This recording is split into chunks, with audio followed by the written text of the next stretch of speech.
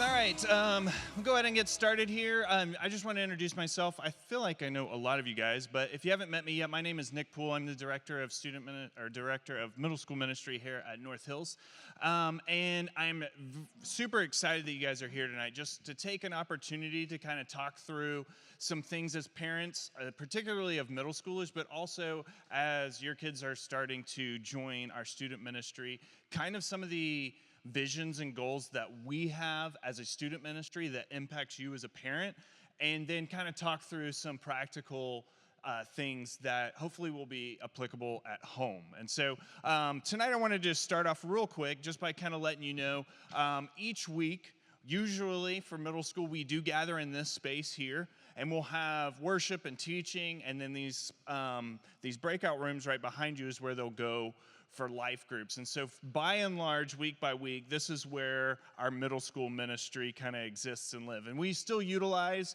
and participate in stuff that goes on in the B auditorium. Dollar Dinner is over there. The mezzanine is up there. If you haven't had an opportunity to go in and check that space out, I highly encourage you to do that. Even tonight, you've got that green wristband on that kind of gives you free access as we are in this space to kind of go and look and roam if you'd like to. So please take a moment to do that if you haven't already.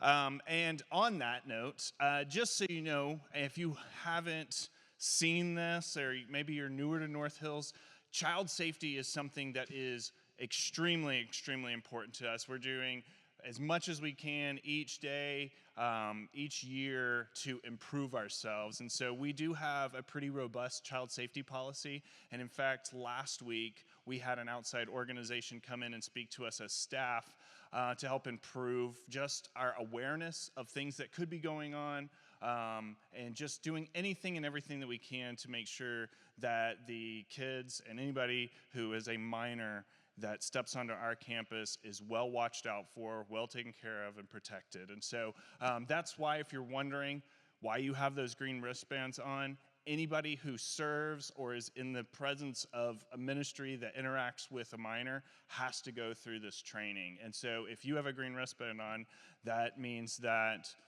you're not part of the team that serves here. Our kids know that. Our leaders know that. So if they see somebody who doesn't have a name tag on or something that identifies them as a part of our leadership team, then they should have a green wristband on, and that means we have at least acknowledged that, hey, someone's here to visit. This is not somebody who's kind of gone through our child safety training process. And so just to kind of give you an insight as to why we have those wristbands and that we are watching out for your kids as much as we possibly can. And so I'd like to start off tonight, just a couple of announcements, just so maybe this hasn't reached you through email or text message or message home from your students, but just a couple of things that are coming up for us specifically in the middle school world. So in a couple of weeks, about 6 weeks from now, which is crazy, on May 30th, we're going to have an event called the 8th Grade Launchpad, which some of you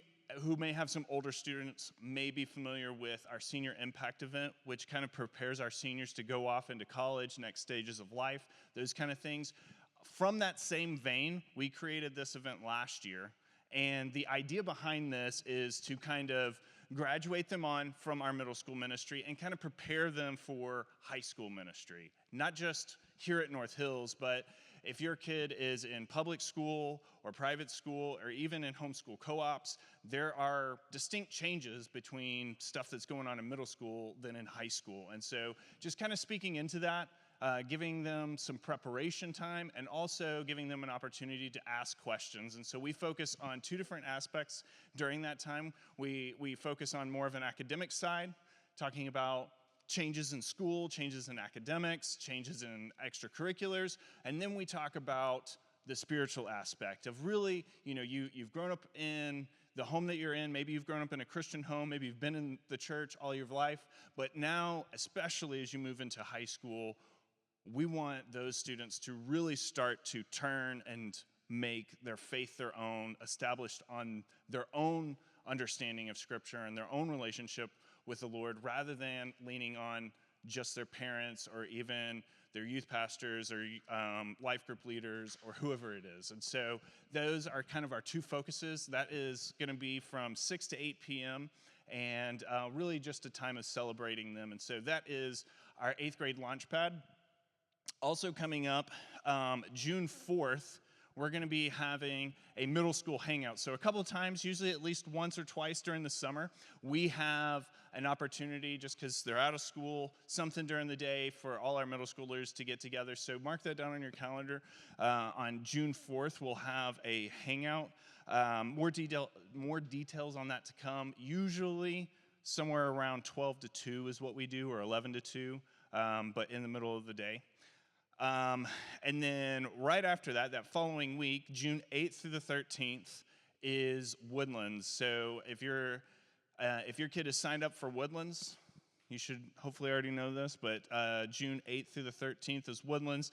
If you're not familiar with Woodlands, it's one of the summer camps that we provide for our middle schoolers, and it is down in Cleveland, Georgia. Really awesome place down there. They do a lot of different stuff to really challenge students to grab onto the gospel and really understand it and apply it to their lives. And all the while, they're there with a bunch of other kids, counselors that are really asking them challenging questions to challenge their faith.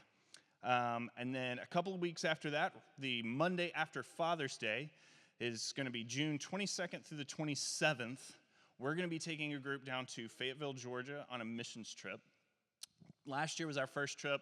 Super, super impactful for a lot of our kids. There's two main groups that we're going to be serving, and one of them is the elderly community of Fayetteville. There's a place called The Oaks, which is a senior assisted living facility, and we'll go there just to have conversations with them, do Bible studies, worship music, all different types of just interactions and engagements with them.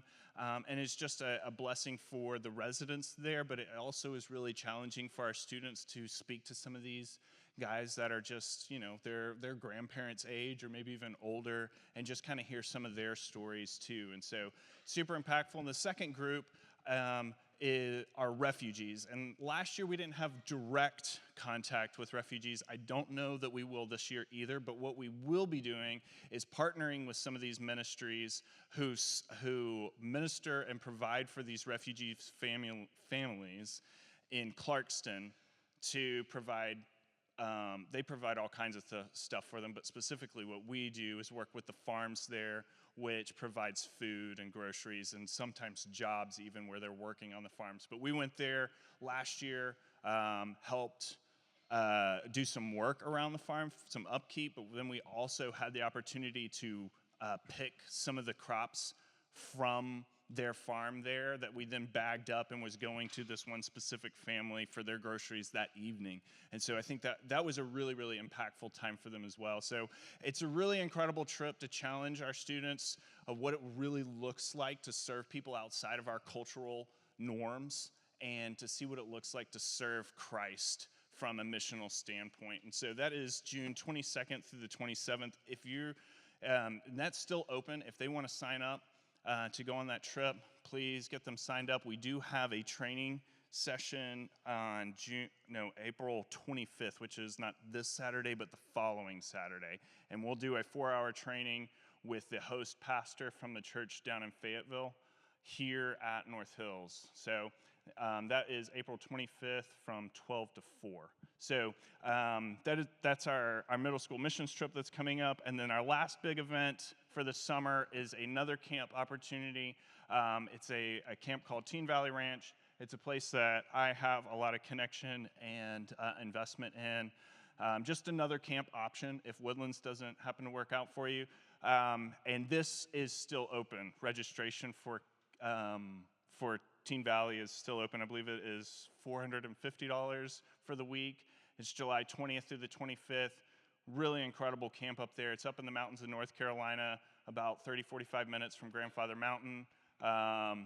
Really heavily impacted by the hurricane, that area, but they've done a lot to rejuvenate it and get it back together. And so this camp was actually really instrumental in serving some of the communities and the people around that were really impacted. Fortunately, they're up higher on the mountain, so their facilities weren't as impacted. But some of the activities that they do, like tubing, those are still not possible because there's massive twisted steel beams that are still in the river that the Corps of Engineers are still working on rerouting these rivers and putting them back where they once were. So at any rate, that's coming up this summer. Really awesome opportunity for camp. I'm super excited for that as well. So that's some things that are coming up this summer. And if you don't have your kids registered for that, please take a time to do that, because these are going to be some really incredible opportunities for your students. So if you didn't beforehand, there are 3 handouts here that are on that table. If you didn't grab one, go ahead and take a moment to grab those. But what I would like to do before we jump into these is for you guys to stand up. I would like for you to go meet maybe another couple or two and find out something interesting about them, something maybe a hobby that they have, something, maybe a unique trip they're planning on going on this summer. Just introduce yourself, get to know each other a little bit, just so you know, like, hey, our kids, they're in the same ministry at church, but we don't really actually know each other. So I'd like to give you an opportunity to do that. Find out something new, something different from somebody else, introduce yourself, and we'll reconvene here in just a second.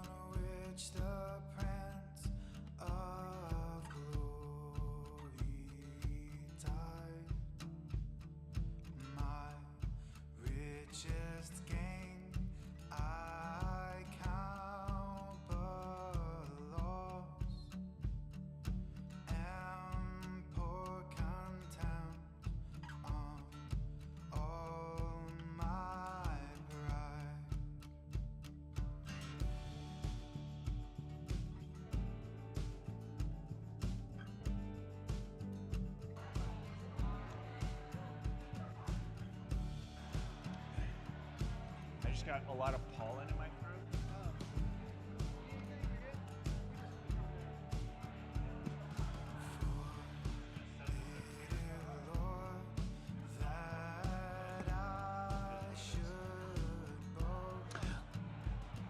All right, if you guys start making your way back to your seat.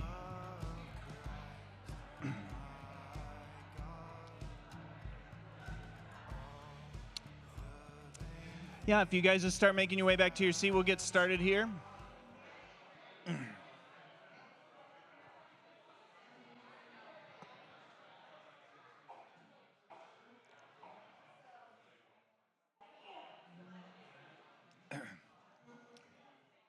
So I don't know about you. I'm not one generally to be affected by or have allergy. Like pollen doesn't normally affect me, but there have been 2 times in my life where I've been like, I don't know why I feel the way that I do, but I kind of feel sick, but I also don't feel sick. And one time I was down in San Antonio. If you don't know, we moved from Bryan, Texas 2 years ago, and we would go down to San Antonio to visit some of our friends. And after I would come back, and I was like, I feel like I'm gonna get sick, but it's felt like that for like a week, and I've never actually gotten sick, and I don't really know what's happening to my body. And then people were telling me that there's this cedar pollen in San Antonio in the wintertime that's really, really bad, and my body was very unfamiliar, and I guess that's what allergies feel like. And my mom, she lives in North Georgia. I was over at her house this past weekend doing some work on their property, getting some mulch laid and all that. And she's like, I really haven't seen a whole lot of yellow pollen. My dad had a red truck growing up, and it would be very yellow during pollen season. And she's like, I just haven't seen a whole lot of yellow pollen this year. And I was like, well, in Greenville, we for sure have had it because, yeah. But apparently, I don't know, there's some kind of pollen that apparently is spreading across North Georgia right now because I'm starting to have that same feeling in my throat. So I went and grabbed some water from the kitchen so that I could sip on that because I was feeling it even just a second ago talking. I was like, something is in there and I can't get out. So if I have to stop for a second, that's why. So I just wanted to jump in. Did anybody have anything cool or interesting that they shared with somebody else? Anybody have something they want to share? Anything? Oh, listen, this is student ministry. You got to be interactive. Yes. Jill? Yes, awesome. Oh, that's super special. We have from Florida. All right. What part of Florida? Sarasota? Okay, I used to live in Land O'Lakes for a little while. Yeah. Anybody else? One more. Have anything cool or interesting that they shared? All right. Nothing? All right, come on.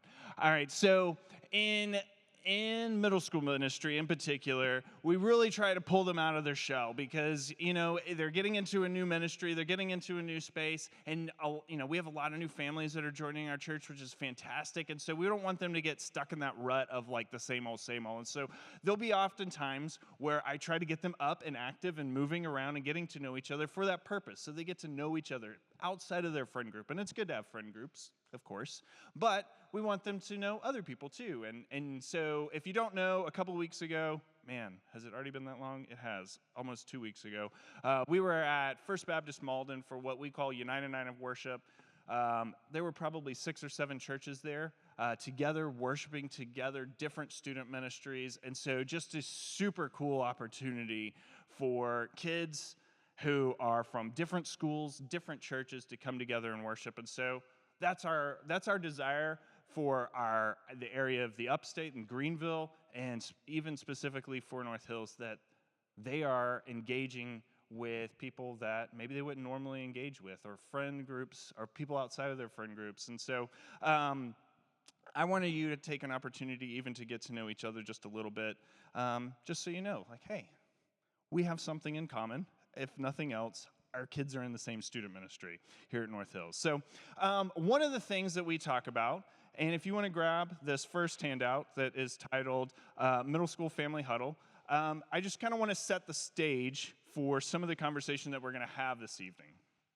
So right there at the top, the primary disciple maker. And so you may hear this, but for Tim and myself, one of our hopes, almost our expectation, is that you as the parent are the primary disciple maker in your home.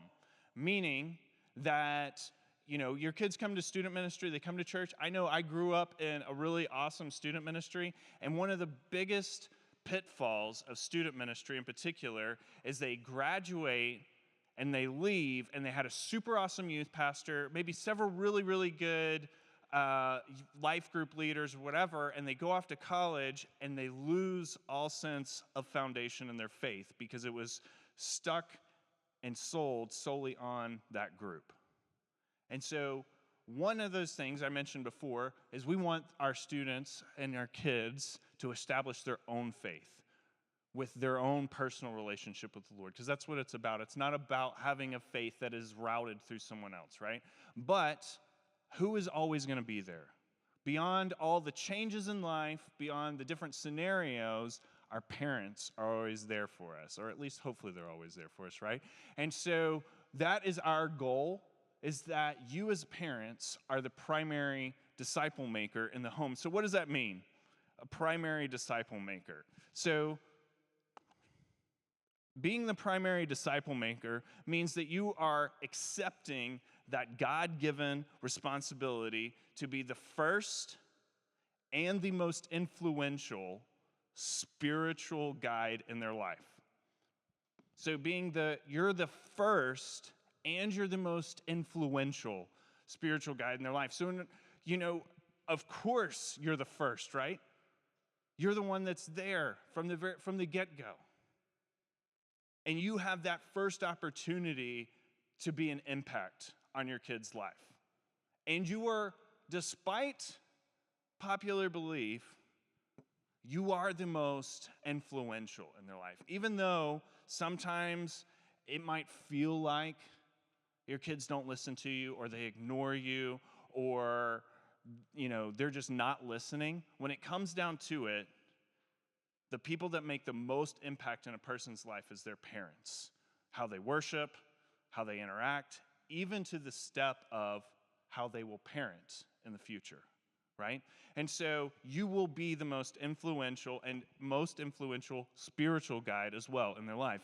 And it involves modeling a relationship with Jesus, teaching biblical truths, and integrating, this is super important, integrating faith into daily routines rather than relying solely on the programs of the church. So I don't know if you guys had an opportunity to go to the family worship lead class that we had a few weeks ago. I actually, unfortunately, was out of the country during that time, but I've looked back and seen a lot of the conversation and impact from it. But the whole heart and goal behind that is that we as a church, individually as families, are worshiping not just here on Sunday mornings, not just in life groups even, but every day we're integrating something into our homes and modeling that relationship with Jesus. Some kind of daily routine with your families and with your kids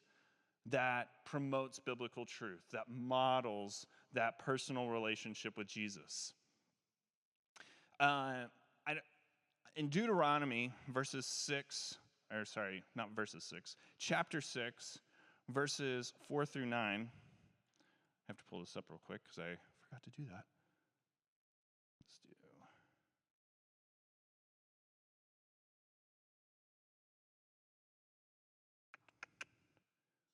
Let me change to...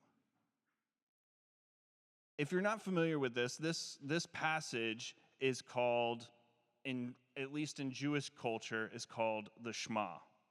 And it says this. It says, "Hear, O Israel, the Lord our God, the Lord is one.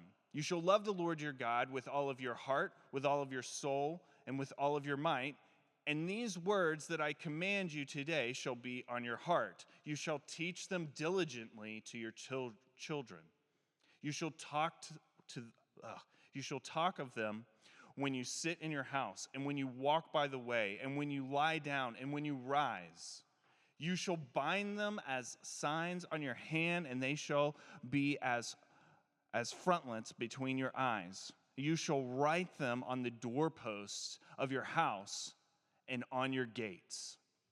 So in Jewish culture, they would memorize this. They would memorize the Shema, and you can even, I've had friends that even memorize the Hebrew of it, which is, I'm not even going to attempt to recite it. I memorized it at one point, but it's just this resuscitation. And the reason that they recited this was because it was structurally and foundationally the core of their faith.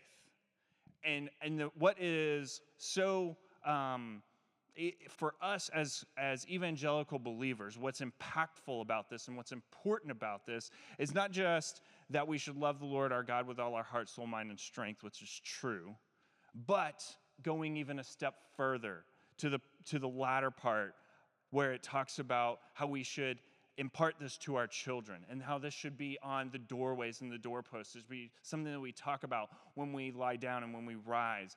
This is a picture of our faith being modeled on a daily basis in everything that we do, because we know as believers in the South, and I know there's a lot of people in this church, which just kind of was I don't know, maybe this is culture shock, I don't know, but I got here and I was like, man, there are a lot of buffalo stickers around here.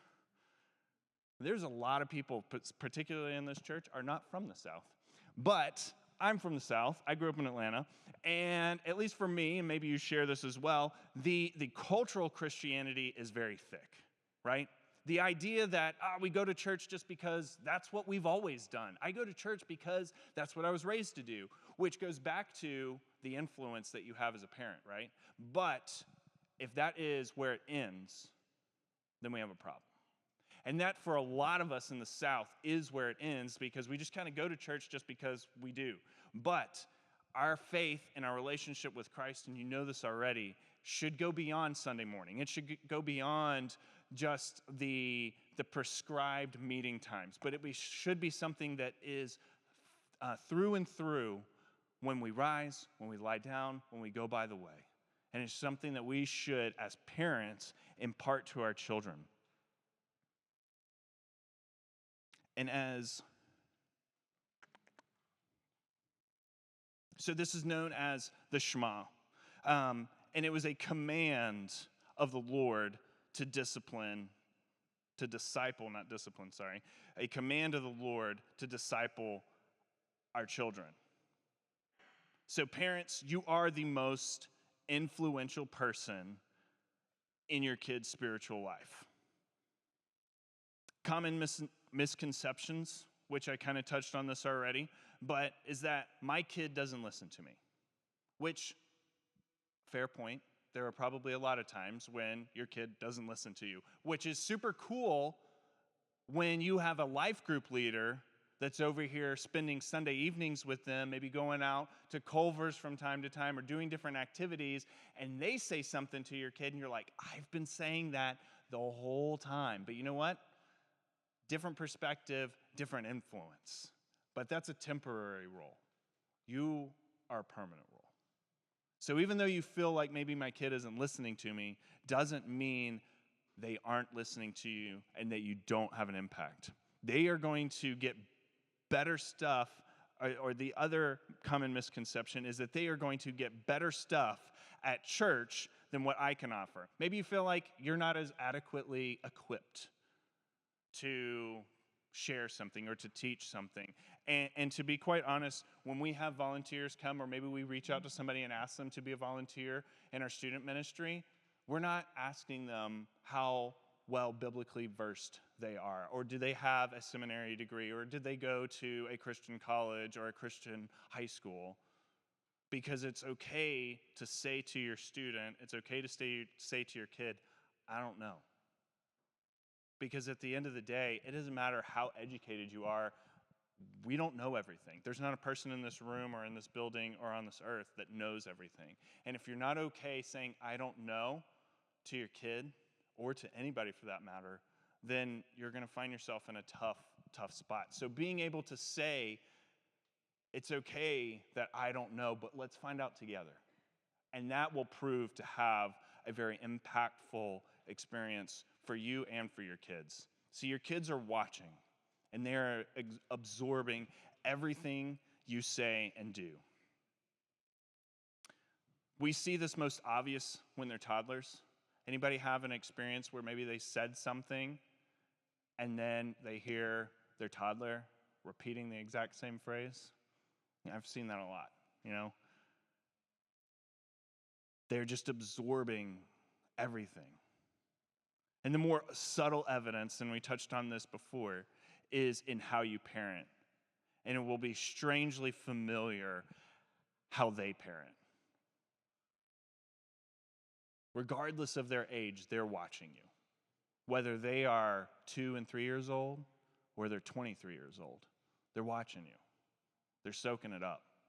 Even if you feel like you're not making a difference, you are making an impact. So here's some key takeaways. Stay consistent.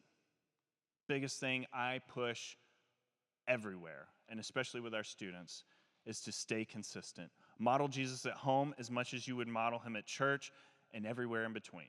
Stay consistent. Second, don't pretend. You're not perfect. Don't pretend to be perfect.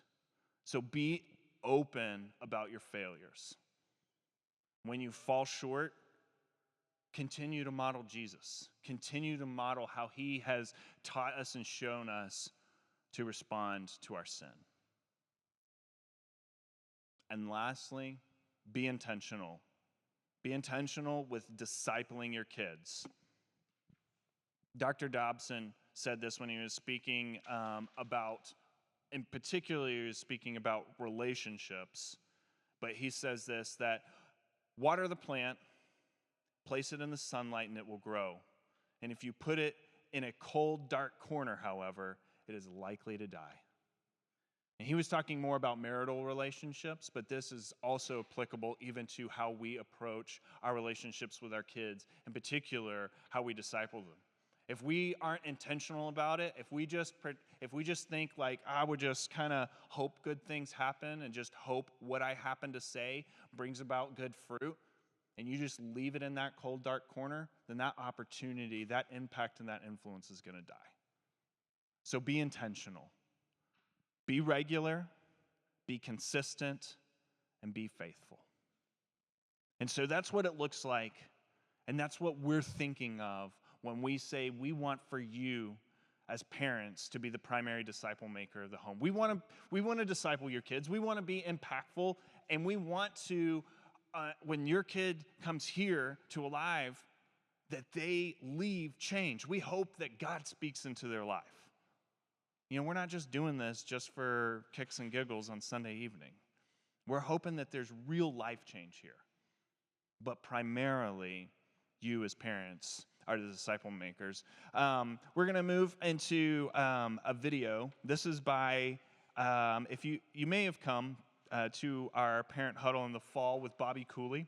He works for Empowered Homes, and they do a different podcast. If you're looking for good resources towards parenting in particular, Empowered Homes is a really, really great resource, and Bobby is actually coming back again this fall to share some more with us, but he had a video that I thought was really, really impactful and really even relevant to some of the things that have been brought to my attention recently from different parents that I wanted us to watch. And so this handout here that has the Empowered Homes logo at the top, this is just some of the notes that go along with this video. It's a short 6.5 minute video. You can follow along there, but we'll also go back through these notes and kind of talk through them a little bit. So if you miss some fill in the blanks, don't worry about it. We'll go through it. But watch this video with Bobby.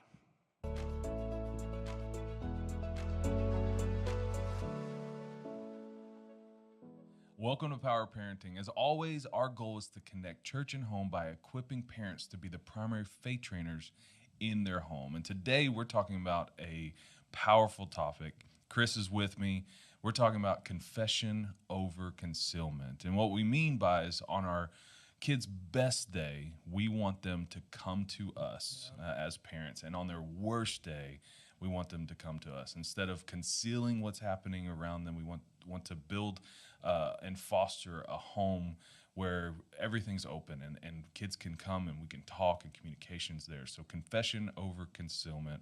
We want to share 2 ways to build that in our home. Chris, what's the first way? Yeah, so I mean, this is a huge deal in my home right now with a 3-year-old. We're totally laying down the groundwork of, hey, you can come to us and talk to us about anything, or if we don't handle things right, then my son's gonna take it, he's gonna hide it. And one of the biggest things I've learned, both from student ministry and from parenting, is celebrating confession. Whenever your child comes to you and they bring something that is weighing on their heart, or maybe sin that's going on, or something that just isn't right, when they bring that to you, they are bringing the most vulnerable parts of their heart to you, and they're laying it just right at your feet. And what's fun is you have the opportunity to celebrate that they're walking in what God has called them to do.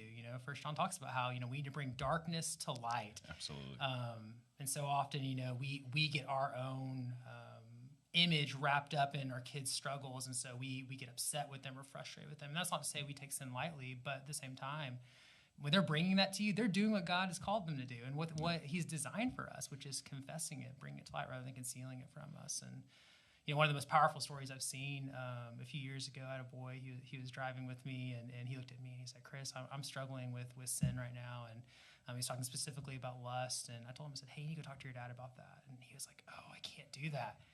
And about a day later, I talked to him. He's like, I talked to my dad, and it was the best thing ever. He told me he was so proud of me for confessing to him and sharing what was going on. And that moment of celebration, that moment of saying, I'm proud of you for doing that, has opened the door of communication for that family and for that dad and his son. And I watched that, and I'm like, man, I want that with my child. And I want to do my very best, even on the worst days.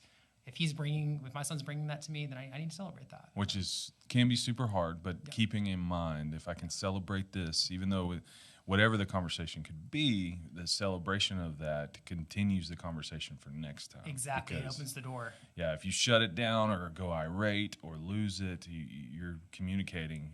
Mom and dad aren't safe. And so to foster confession over concealment is we celebrate that, even if it's something silly. My son came home last week, and he got in trouble in class, and he was like, after school we always go to the park. He's like, I shouldn't go to the park today. We're like, why? And he just was like, I messed up at school, and here's what happened.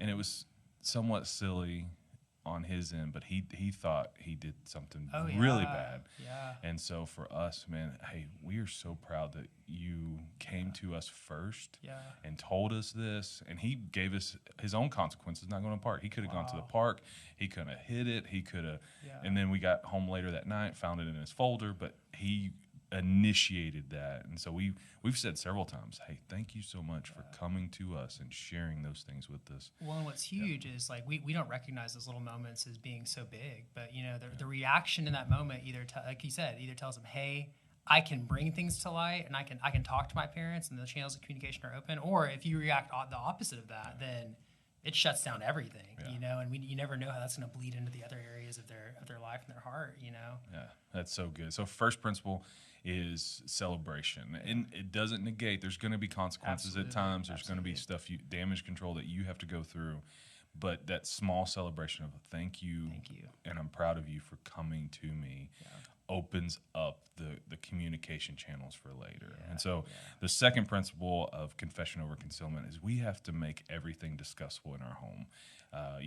My house, we have rules, we have boundaries, we have all these things, but one of the things my kids know is they can come talk to us about anything at any point, any time.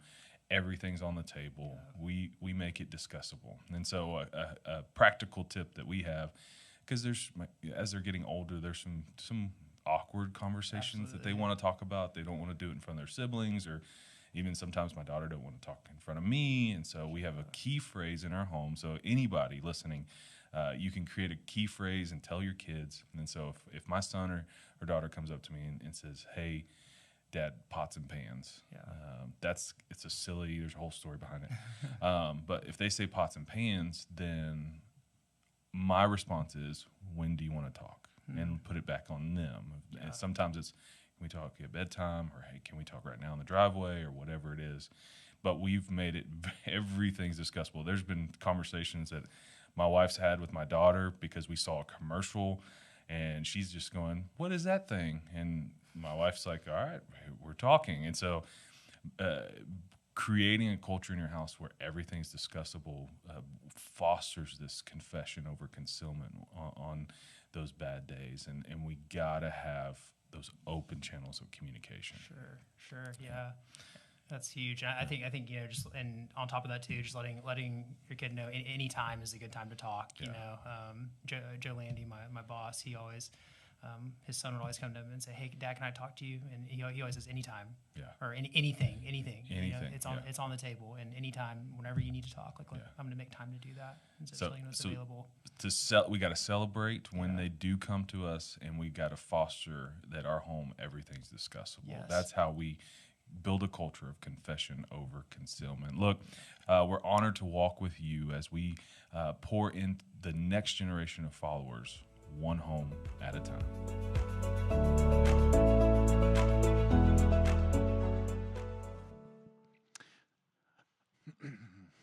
All right, so this kind of made me even think of something that Mary Beth shared with me yesterday, I think it was, and it was one of our nieces came home and she held up her middle finger and said, "Mom, what does this mean?" And she's like, "Okay, we're gonna have to have that conversation." And so there are times when we have some awkward situations come up or awkward conversations that we begin to need to have those with our kids. But this idea of confession over concealment, I think, is one that's super important for us to really start to think about as parents, but also really begin to implement in our home as an expectation, because it really can become the opposite way when because Bobby mentions kind of there at the end that just because you're celebrating their confession does not mean that we're negating the consequence, right? But the idea that we are at least celebrating that they are coming and confessing that rather than hiding it, because Scripture talks about that whatever is exposed to the light versus what we hide can have drastic impacts and changes. So celebrate their confession. When your kid brings a confession to you, they're bringing some of the most vulnerable parts of their heart to you, right? And so that can be scary for your kid, especially to somebody that they view as their authority figure, their parent even. There are a lot of times where we have kids that will come and tell us things before they tell their parents because they're like, well, maybe I won't get in as much trouble, or there's a different dynamic. Mary Beth and I have some students in Texas, and one in particular that came and introduced his new girlfriend to us first before he introduced her to his parents. And his mom was actually a little bit hurt by that because she was like, "Well, why didn't you come and share that with us?" And we're like, it kind of put me and Mary Beth in a situation where we're like, I don't know what to say.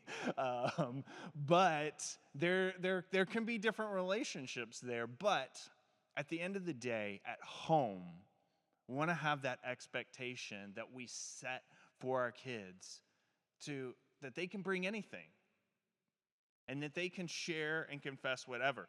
And so that first blank, if you didn't get, was confession. Celebrate their confession. And then when your kids confess their sin to you, they are doing what God called them to do.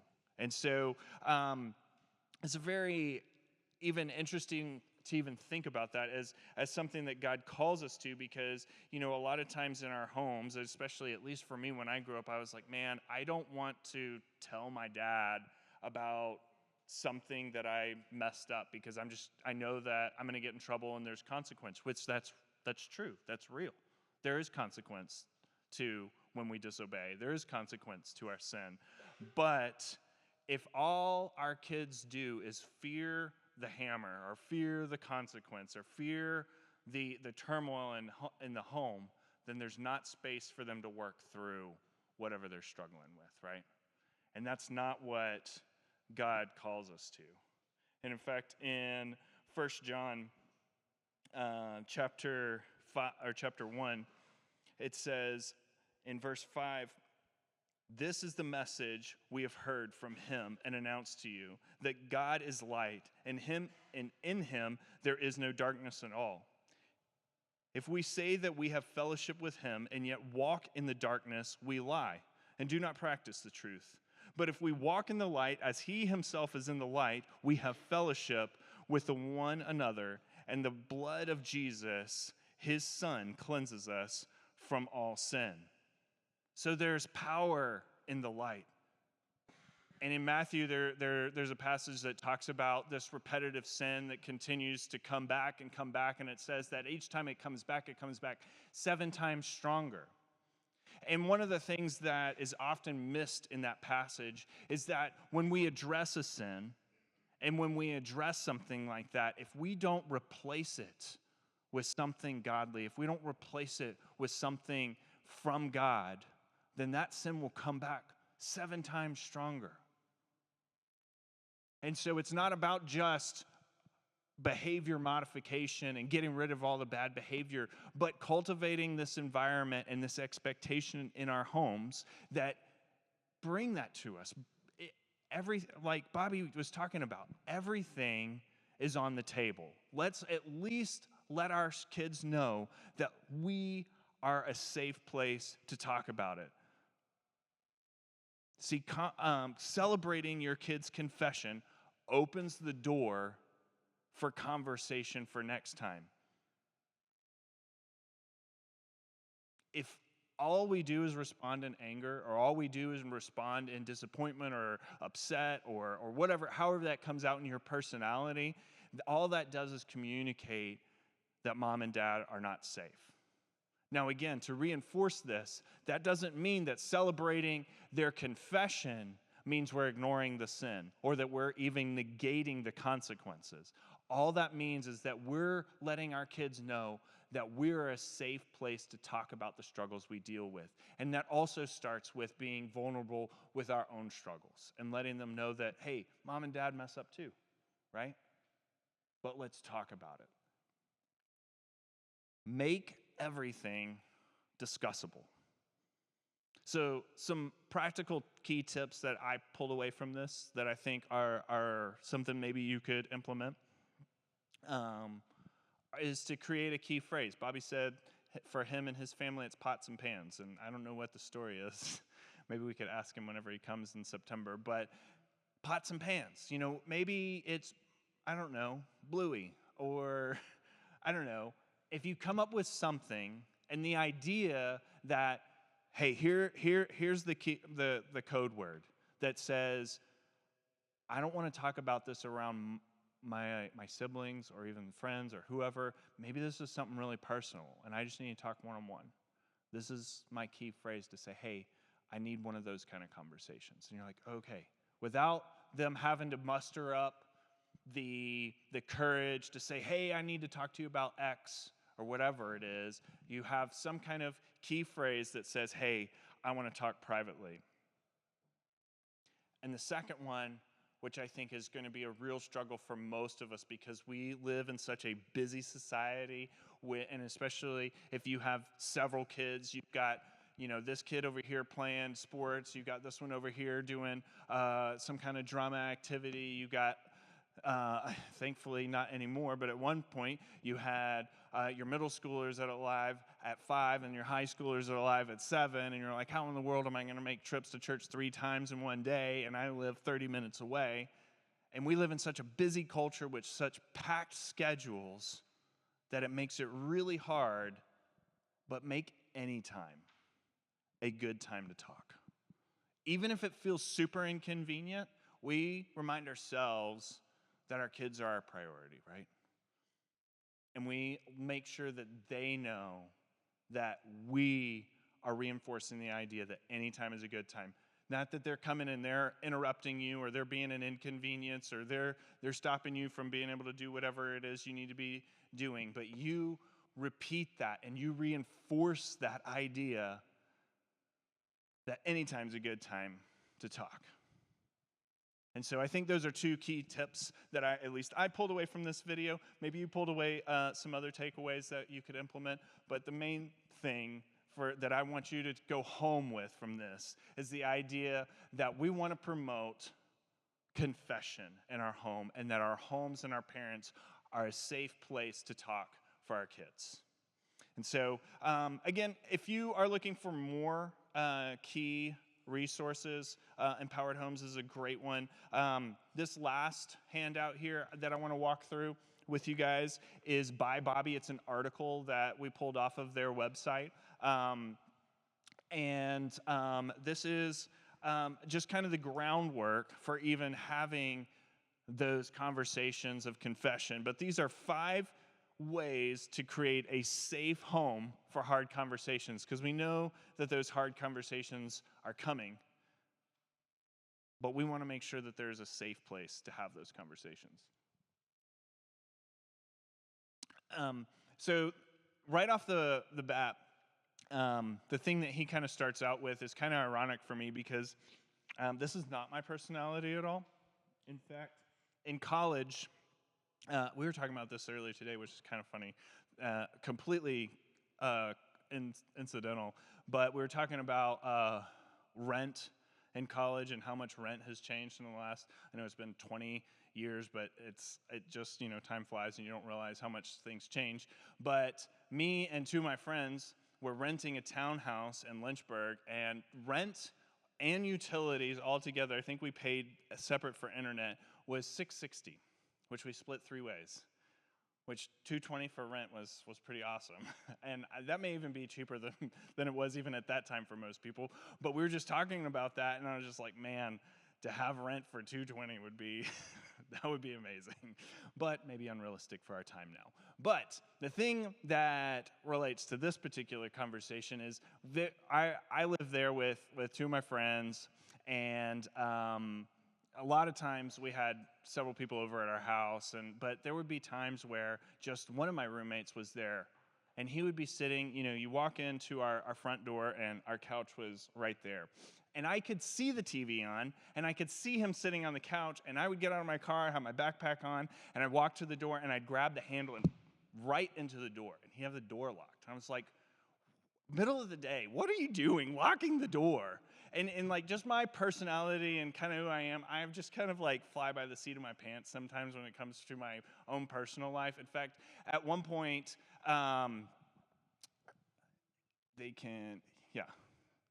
So don't let this be too much of an interruption, but these are our middle schoolers going into their life group rooms. I umpire high school baseball. I don't do it as much anymore, but last year I did it a lot. And after the hurricane, there was a lot of stuff to do. And if you don't know about some of my background, I used to be a custom carpenter. I do all kinds of that kind of stuff. From time to time, I still do a little bit of it. And so after the hurricane, I was doing a lot to help do some revitalizing. And there was a last-minute game that I was called into. And I had already planned to go to North Carolina to do some stuff, loaded up my truck with some tools, brought it here to the church, took my truck, drove it over to the game, umpired the game, got done, and then I was going to head up to North Carolina. Well, after the game, I'm walking out to my truck, and I don't know why, but something in me was like, I'm just going to walk around the back of my truck. And I had, my miter saw, all kinds of big tools in there, several toolboxes, tower light, all kinds of stuff. Thousands and thousands of dollars sitting in the bed of my truck. And, just as trusting as I am, and happened to notice there are quite a few toolboxes no longer in my truck. And I don't know when or where they went missing. Talking to some guys later, and I filed a police report. Well, I was down at Conisty Park, which I later find out is probably not a great area. And before I even got into that story with another umpire, he's like, well, I knew what happened before you even got into the story. And I was like, well, yeah, probably should have locked that stuff in my truck. And I had more expensive stuff even in my truck, but I lost probably about $4,500, almost $5,000 worth of tools.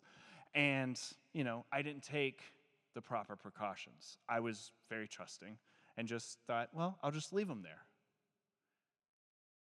But if that's how we approach our home, if that's how we approach making our home even a safe place for our kids, then we're going to find ourselves in a situation where we're like, well, I thought it would have been okay. I wasn't planning for that to happen, but I wasn't actually taking the proper measures to make sure that my home was a safe place for hard conversations. And so Bobby kind of starts to address that, and he talks about how we put in security systems. We have these cameras. We do all these things to make sure our home is a safe place. But what are we doing to make sure that our home is a safe place for our kids for having hard conversations? So this first section here says, be prepared. So I want you to take a second and maybe among your table, or just maybe grab a table next to you or whatever it is. But I want you to answer this question. What are some things that you can do to be prepared? In terms of being prepared for having hard conversations in your home. So what are some things that you can be doing to be prepared? Discuss that for a second just among your table or even those around you.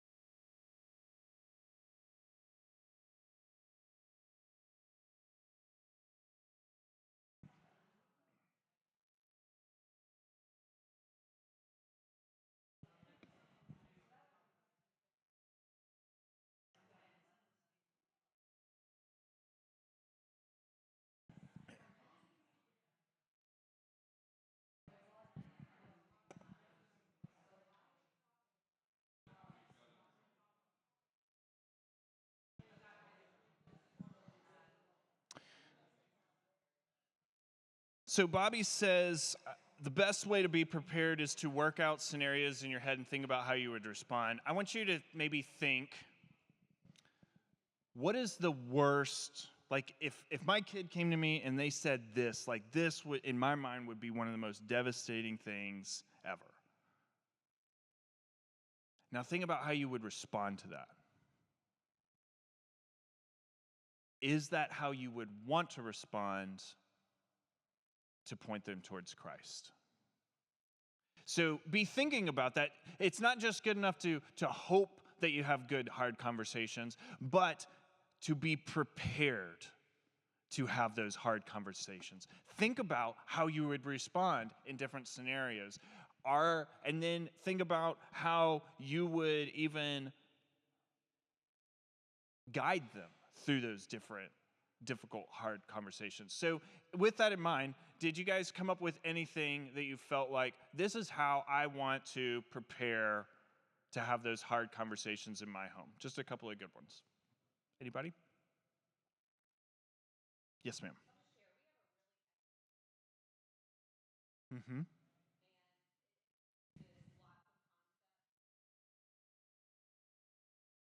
Mm. Sure.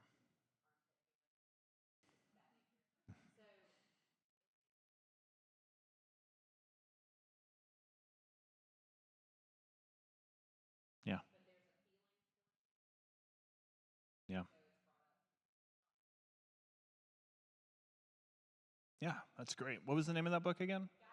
Guys Stuff. Yeah, that's great. Anybody else have something that they would like to do? Yeah. Mm-hmm.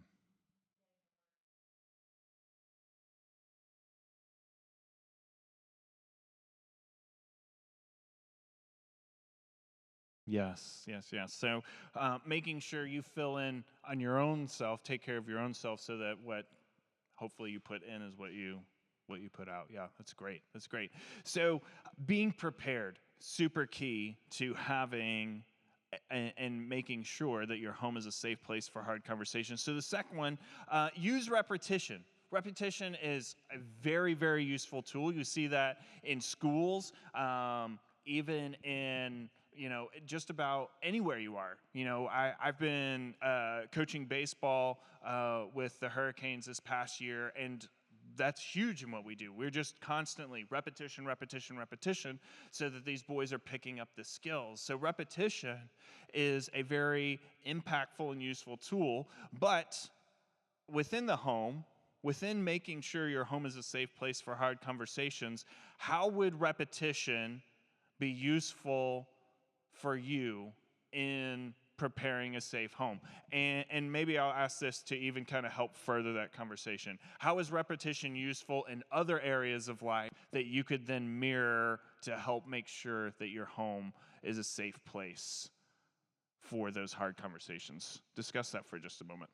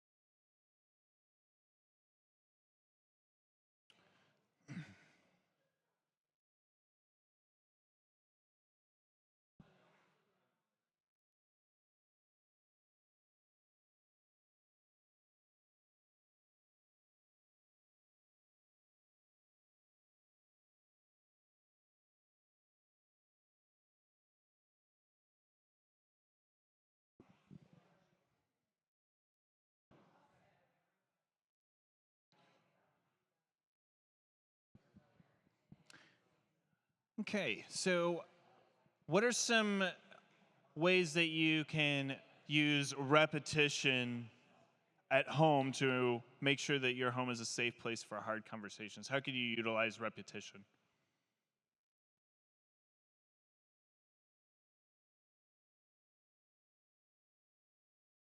Yeah, yeah, yeah, yeah.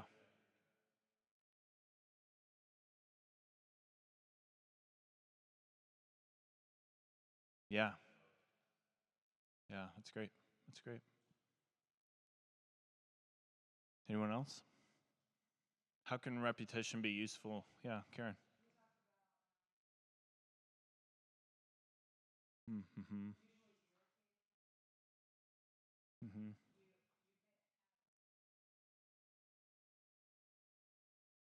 Yeah, yeah, yeah. Practicing those over and again. Yeah, for sure. Yeah. So um, one of the things in this article that Bobby kind of brings out is, you know, I think for us sometimes as adults and especially as parents, you might say something once or twice, be like, I I want you to come to me and feel like you can talk to me about anything. And maybe you say that once. And you're like, well, my kid knows that, right? But are you intentionally repeating that and letting them know? Just like, you tell your kids that you love them on a regular basis, every night, maybe say, hey, I love you before you go to bed, or they're going to school or whatever it is. And so in those ways, we repeat that because, it comes part of our rhythm. But maybe in some other ways too, how are we using repetition to reinforce those ideas? That yes, I want you to feel comfortable to come to me and talk to me about anything. If it's a hard issue or if it's not a hard issue, like you're saying, like scheduling those times even just to have those conversations. Those are great things. Repeating those practices over and again will help instill them and prepare you to respond well, but also to set that expectation for your kids. A hard one. Resolve conflicts. I think in our culture today, a lot of us struggle with conflict resolution. A lot of people will tend to just avoid conflict altogether. Just anything I can do just to get out of the conflict, say whatever I need to say, as little conflict as possible. Conflict's not fun. And anybody who says they enjoy conflict, there's something wrong with them. But can we be good at conflict resolution? Yes, right? So there's a difference in avoiding conflict and being good at resolving conflict. And I think that's one thing that we struggle with in our culture today. But my question for you, and you can discuss this for a second, is do you handle conflict well? And how could you improve in that area? And that might be the main point of conversation is how can you improve, even if you feel like you handle it better than others, how can you improve in conflict resolution? Go ahead and talk about that in your group for just a moment.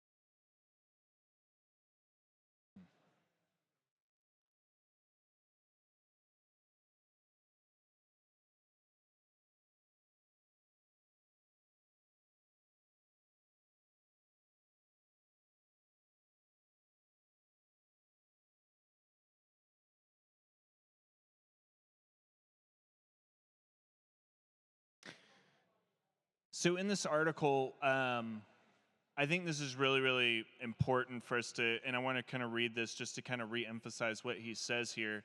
But he says, too many adults in our world struggle to express their feelings because they were never allowed to do so growing up. And that's what happens when you're raised by people who don't do conflict resolution. So create a home where your kids know that conflict is a normal part of relationships and that working through it is actually better than avoiding it. Create a home where the resolution of conflict is a priority. Be willing to work through the hard situations for healthy solution. So being able to recognize that in our communication with our kids, we need to communicate that conflict is just going to happen and it's part of healthy relationships. Conflict doesn't necessarily mean that the sky is falling. But how are we responding well, and are we allowing our kids to express their feelings so that they don't grow up clamming up to conflict and unable to resolve conflict? Number 4 is give your kids freedom. And my question for you is, did you have the freedom to talk about hard issues in your house as a kid? I don't know. If I ask myself that question, I wouldn't emphatically respond with yes. I don't know how I would really respond to that question. Not that I felt like my parents didn't allow that to happen, but I will say for sure they did not make it clear that we could have those conversations. And I think the more we grow up in a passive household that doesn't make that clear, and your kids don't have, or at least know and feel that they have that freedom to talk about hard issues, then the more difficult it is going to be for you to be a part of helping them through those hard situations.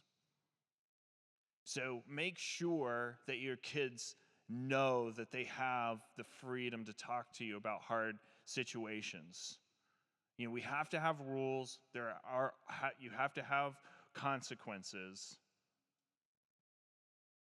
But these rules actually make your kids feel safe, because it's almost, in my mind, it's kind of like the idea of swaddling a baby. Like that constriction helps make them feel safe. If with complete chaos and without rules and without consequences, then yeah, bad things are going to happen. So we need to have those rules. We need to have consequences. But within that, we also need to set the standard that in the hard times, in the difficult stuff, when your kid's being a jerk and you just want to knock them upside the head, there also is freedom to talk. There's freedom to express yourself and to talk through maybe that they're dealing with something that they're afraid to bring out. So think about that. Is that something that you had as a kid? And is that something that you're providing for your kids in your home? Number 5, this is the last one, is love with words and actions. Love with words and actions. Do you guys remember that book? I can't remember his first name. Chapman, 5 Love Languages. What's your love language? You know, we talk about that. You know, that was like the most popular relationship, dating book, whatever, marriage book in the late 90s, early 2000s. But it has very strong application to know, like, how do you express love, right? How do you receive love? How is it that you show love? So this is something that we really, really talk about and enforce within our leadership team. So if you don't know, what we teach at Alive for our leadership team are these 3 principles: know, show, grow. And just real quick, what that basically means is that we want our leaders to come in and we want them to get to know your kids. Know their name, know their grade, know their family situation, know what they're excited about, know what they really disdain and hate. Whatever, get to know your kid. Step number 1. Number 2 is show. We show them two things. We show them Christ by modeling Christ, how we live, how we act, how we move. But also, we show them that we care for them. Tim often, whenever we're meeting with a potential new leader, explains it this way. He says, whenever Valentine's Day comes or my wife's birthday comes, like I know that I can tell her that I love her. I know that I can expect that she knows that I love her because I've told her so many times. But if I show up, Valentine's Day or maybe her birthday, and I'm like, honey, I love you, and I've got nothing to show her that I love her, then she's going to be disappointed, right? And we don't just buy things just because there's an expectation to buy things, but we do things, or we provide things, or we go buy flowers, or whatever it is that you connect with, that you and your spouse have. You know that there is a way that beyond words shows your spouse that you love them, right?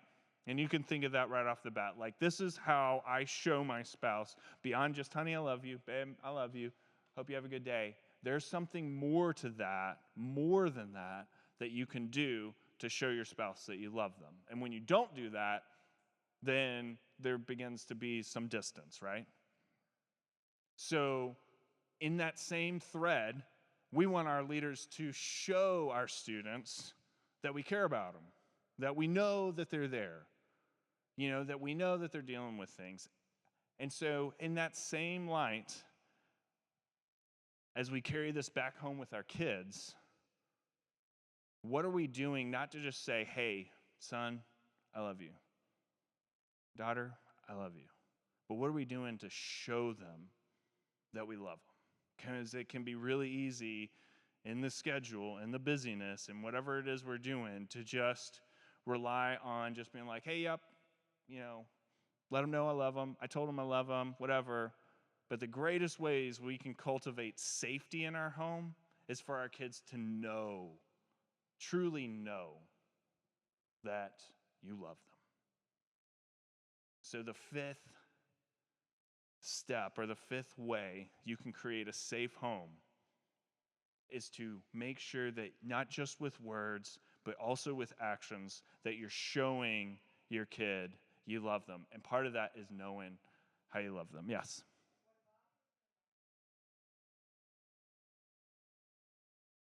Mm-hmm. Yeah. Yeah. Those are great questions. Right. Yeah. Yeah.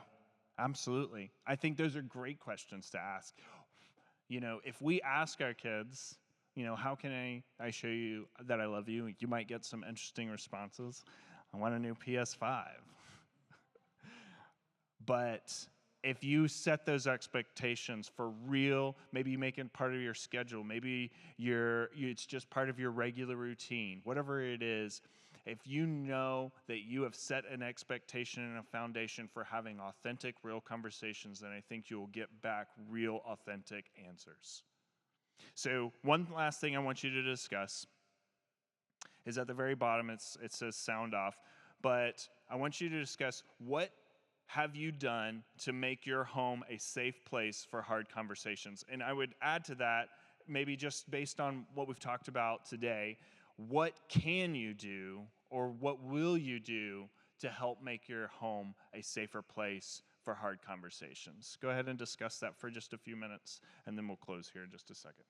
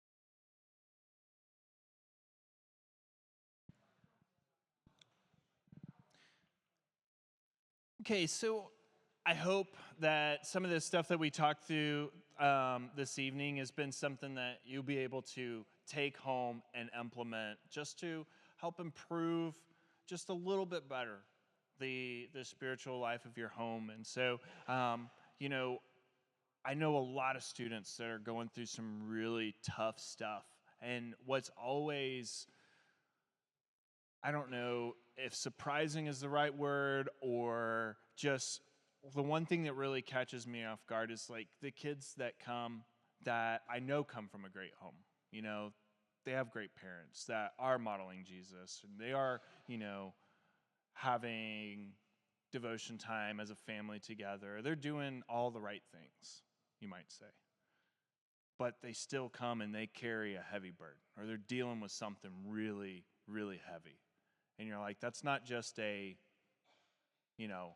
have a tough friend at school or I don't know, whatever it is. But our kids can go through some hard times. And what we don't want is for them to go through those hard times alone, right? Or under the guidance of someone that's not going to be helpful. So if we can do everything that we can as parents in the home to parent and disciple them and to provide a safe home for safe conversations, good places, good safe homes for healthy confession, then at least we're setting a good solid foundation. And then here at church, we're doing what we can to provide good leadership for your students as a supplement to that. Then I think that's a great 1-2 punch for your kids to have a good foundation for a good, strong spiritual upbringing. So how I want for us to close is just to take a few minutes, and you can do this at your table together, but spend some time praying for your kids, praying for your kids' friends, and be praying for yourselves even as you're developing and maybe even improving upon some of these practices of providing a safe home, a place for good confession within your home, and being the primary disciple maker of your home. So I'll give you a couple of minutes to be praying for that, and then I'll close this in prayer and we'll be done.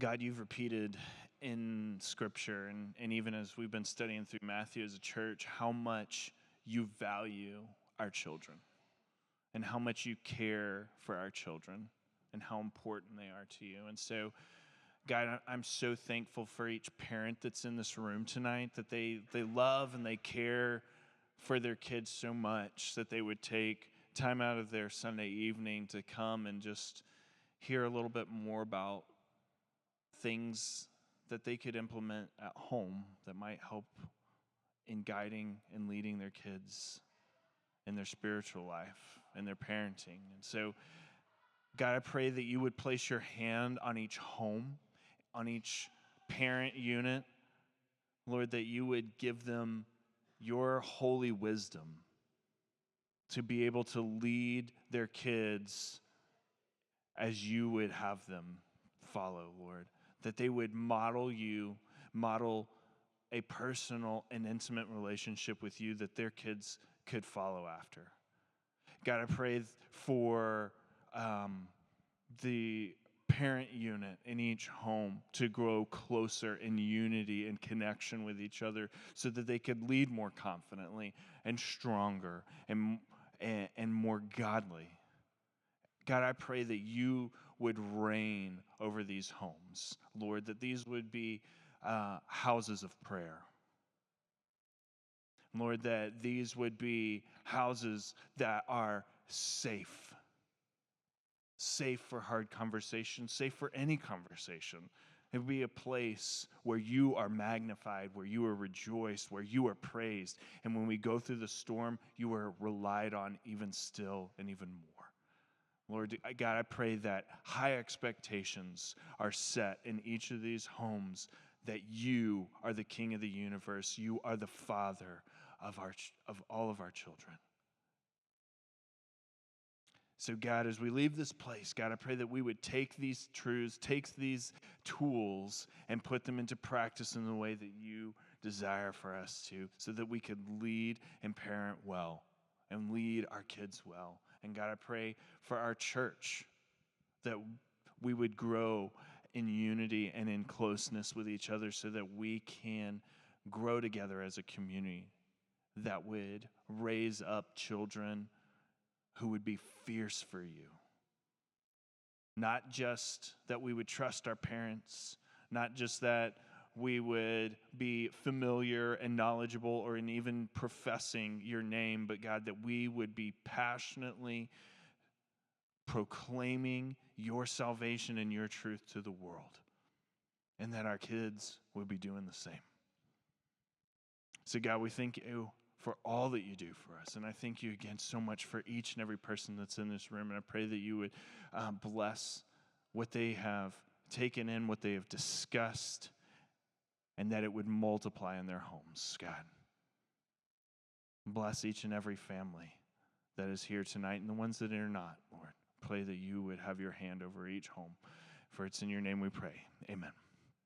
Thank you guys for coming. Feel free to take any of this stuff. And again, Empowered Homes has great resources. Empoweredhomes.org, I believe, is the name of their website. Yes, ma'am.